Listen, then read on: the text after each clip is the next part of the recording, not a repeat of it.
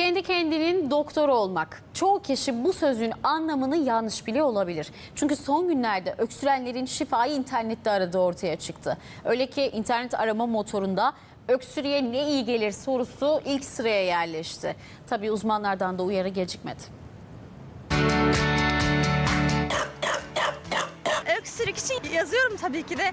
Hani kışın ne içebiliriz, nane, limon vesaire ne iyi gelir tarzında bir arama yapıyorum. Yani annemle o an iletişim kuramıyorsam özellikle öksürüğüm nasıl geçebilir diye sorarım yani. Genelde evet ben de soruyorum. Bunu yapmayan artık neredeyse yok. Hastalanınca çareyi doktorda değil, internette arıyorlar. Arama motorlarında en sık aranan sözcüklerden bir tanesi öksürük. Hani sağlığınıza dikkat edin derken, kendinizi dinleyin derken kastettiğimiz tabii ki bu değil. Hava bir soğuk bir sıcak, yani tam hastalık havası haliyle öksürük vakaları da arttı. Ama şifa bulmak isteyenler sadece doktorun kapısını çalmıyor artık.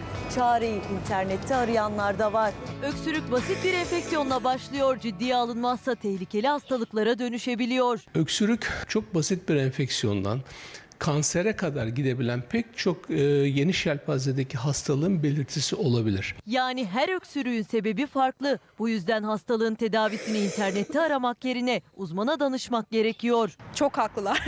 Basit bir enfeksiyonsa bir basit ağrı kesiciler, grip ilaçları, sıvı alımının arttırılmasıyla kişinin öksürüğünün ortadan kalkabileceği gibi, eğer ki altında yatan ciddi bir sorun varsa tabii ki bunu bertaraf etmeden, ortadan kaldırmadan yakınmanın geçmesini bekleyemeyiz. Zaten arama motorundan yani bu şekilde tek başına yönlendirme yapmak çok yanlış.